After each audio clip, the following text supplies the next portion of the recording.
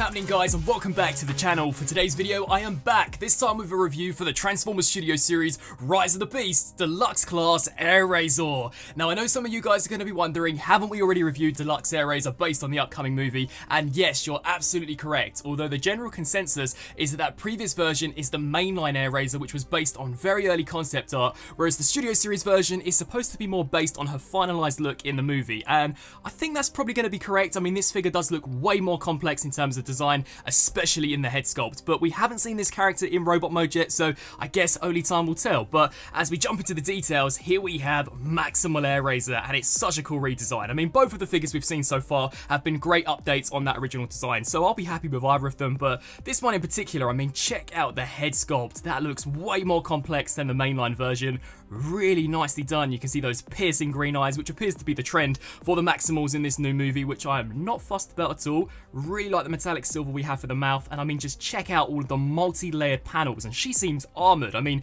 check out this piece we have for the crest.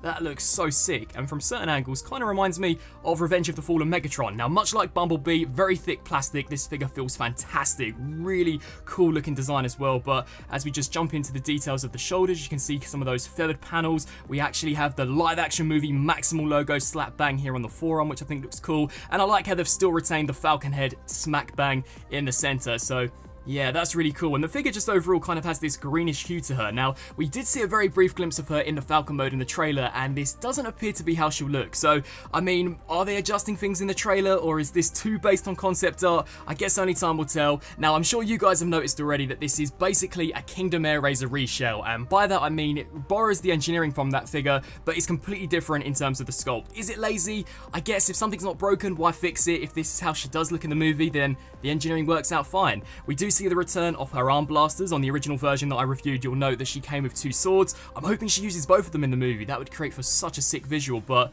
really nice detailing here as we come down to the thighs and the shins. Super elegant design, much like the original series, and I love the mechanized feet. These are huge, super great for robot mode poses, and even better when we transform her into the Falcon, and not too many hollow spaces as well, much like Bumblebee. Now, as we jump into articulation, this is where I'd say she is massively superior when in comparison to the mainline version. So we do get a ball joint here for the head. Not the greatest range looking up and down, so that's a little unfortunate, but it can look left to right, so that's cool. We do get some ball joints out of the shoulders. These can move forwards and backwards, as well as out to the sides. Nice rotation at the bicep, 90-degree bend at the elbow. Sadly, nothing out of the wrist besides this hinge joint due to transformation, and technically she does have a waist joint, but due to how the Falcon head sits in this crotch plate, it does kind of make her look a little ugly. I mean, if you leave that fixed in there, you're not going to get any articulation at all, so you do have to detach the Falcon head, and that will allow it to rotate left to right, but as you can see, kind of starting to look a little funky. The hips can kick forwards that far, so you can have a kicking Nightbird into the next multiverse. They can kick back to that far, out to the side. Nice rotation here out the thigh.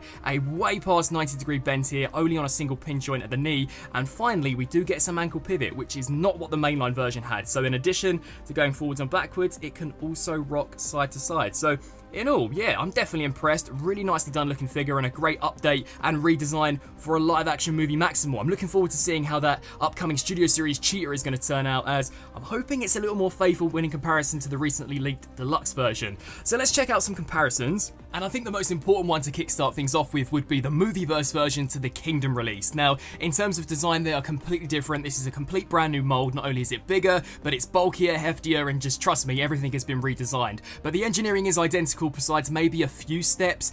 Like I said, I don't think it's lazy. If this is how she actually looks in the movie, then it works. Why fix it? As we take a look at them here from a side perspective, as you can see, the new Studio Series version is much larger than this old Kingdom version. And here at the back, you can see how the wings stack up. Now, for those wondering, if you wanted these wings splayed open in robot mode, that is something you can absolutely do. I believe the old Beast Wars version could fly in robot mode, so maybe this is something we'll see in the movie. And also, if you wanted to, perhaps she's in battle against the Terracons, you can actually wrap these wings around her and maybe use these as a shield. I'm really hoping that's a visual we can see in the movie, as that would just be so cool. Imagine them getting absolutely demolished by the Terracons, and then Airazor's like and she uses this as a shield to ram into Scourge or Nightbird. That would be so sick. Here for some double movie-verse Airazor, we have the Studio Series version and the mainline, and to me it's kind of bonkers to think that these are both the same character based on the same movie, yet the designs look so drastically different. So this first version must have been based on literally the first draft of concept art, as there has been a massive shift. They literally don't look anything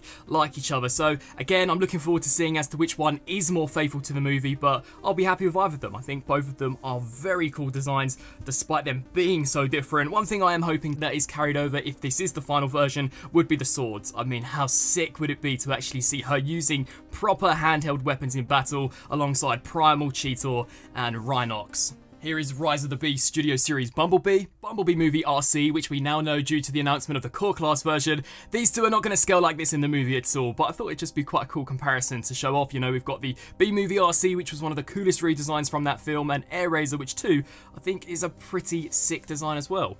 And just to round things off for now in regards to Rise of the Beasts, here we have her alongside the Studio Series Voyager Battle Trap. Now, transformation from robot into beast mode, as I've said previously, identical to Kingdom Airazor more or less. So for those who know how to transform that figure, you'll know exactly the process of this one, but I hope you'll watch it anyway, as it's still pretty cool. So to kickstart things off with, what I like to do is come around to the back and just detach these tabs from the back slots. We can then fully extend the wings, and trust me, this figure has the mightiest of wingspans I think I've seen on a deluxe transformer for a very long time, if ever. I mean, look, she is about to get massive. We can then come around here to the front. I like to rotate at the thigh, and then do the same here for this side, and then rotate here at the feet. So do the same here for this one. We can now take her blasters, and these can stay fixed onto the bot mode during transformation, so you don't have to remove them.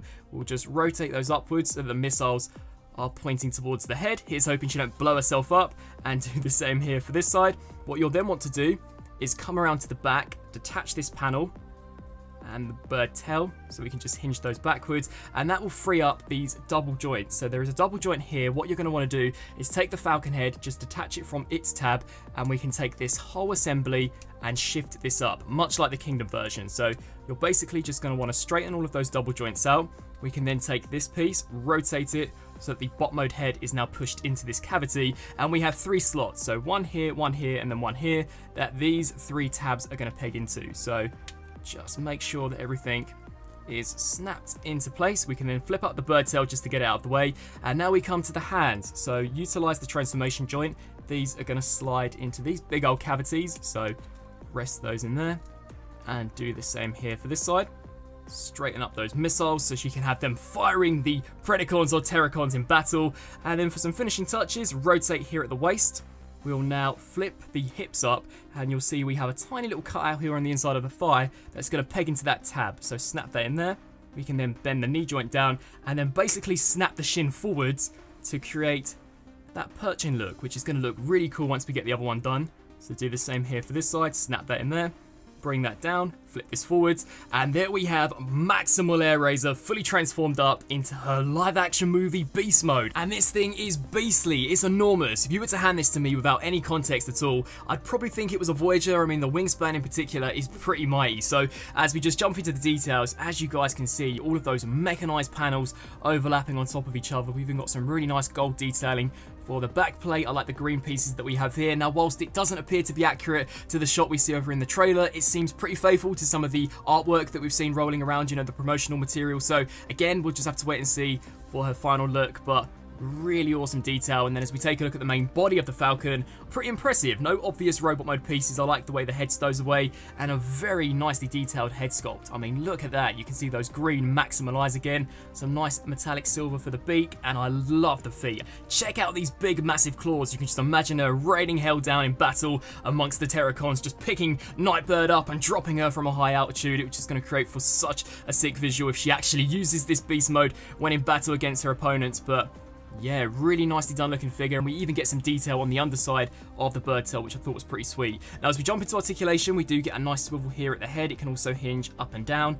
And check out that underside detail, really cool. This does also have some draw articulation, unlike the mainline version, so that's pretty sweet, and loads of segmented joints here in the wings. So these pieces can fold backwards for when she's pelleting herself down in battle, ready to smack into one of those Terracons, or alternatively, you can also fold them up for a slightly more neutral look. You know, maybe she's just hanging out with the Maximals or perching, waiting for commands from Optimus Primal. And then finally we do get the little hinge joint here out of the tail. And I guess technically you could utilize these hinge joints out of the feet. So yeah, really cool looking beast mode. Now for some comparisons, when in beast mode, this is going to be a little tricky to show, I'm sorry guys, just due to how enormous the wingspans are, but here we have her compared alongside the Kingdom version, and she's literally a beast. I mean, she's way bigger despite these two being from the same deluxe scale. So as we just check out the wingspan difference, as you guys can see, the Studio Series version absolutely dwarfs the Kingdom version, so pretty shocking from that regard, and I love the bigger feet. It just makes her a lot well balanced when you have her perching, and the wings also on this figure feel way tougher. On this one, sadly, they became very loose and very floppy quite quickly, and I don't think that's going to be so much of an issue with the new Rise of the Beast version. So let me know down in the comment section below, out of the two, which is the one you guys prefer, but here they are from a side-by-side perspective. Again, a much bigger figure. And then finally, here we have her alongside that mainline Airazor, which, don't get me wrong, I really loved the design of this in the Falcon mode. And even now, I'm quite torn as to which one I prefer in Beast mode, but as you can see, the Studio Series version is much larger than the mainline Deluxe. So I think in terms of scale, this one's probably going to be a little more accurate to go alongside some of your other mainline figures. I guess we'll just have to wait and see how these characters turn out in the movie, but much like in robot mode, a drastic difference in terms of the designs of their beast mode. So maybe this is a pre-Earth Cybertronian version and this is the Earth version. I guess only time's going to tell, but let me know down in the comment section below, out of the two, which is the one you prefer. I know this one has an original transformation going for it, which I really like, but then in terms of design, just as a movie first fan, I really like the extra mechanical detail we have packed into this one. And wrapping up on this review for the Studio Series Rise of the Beasts Airazor. Overall, it's a solid figure. I mean, both robot and Falcon mode look sick. Are they accurate to the movie? Again, we don't know for certain, but considering this is a little more mechanical looking when in comparison to the past mainline version that we reviewed, I am led to believe that this is going to be the more accurate version, and considering it is Studio Series, you know, those figures just 9 times out of 10 are always more superior when in comparison to any of their past counterparts. I think this is probably going to be the one to get if you only want to pick up one Airazor from the movie, but, you know, it's a really nicely done figure. I like the articulation. Yes, it does borrow the transformation near enough spot on to the Kingdom version, but if something's not broken, why fix it? If this is how she actually looks in the movie, then I don't think there was a need to spice up the transformation just for the sake of it. I'd love to get your thoughts down in the comment section below. What do you guys think of our first official live action movie Studio Series Maximal figure? And out of the two, which is the one you guys are slightly more opting to go with? Do you prefer the look of this one or the mainline version? As always, I thank you all so much for watching, and until my next review, I'll see you then. Thanks for watching.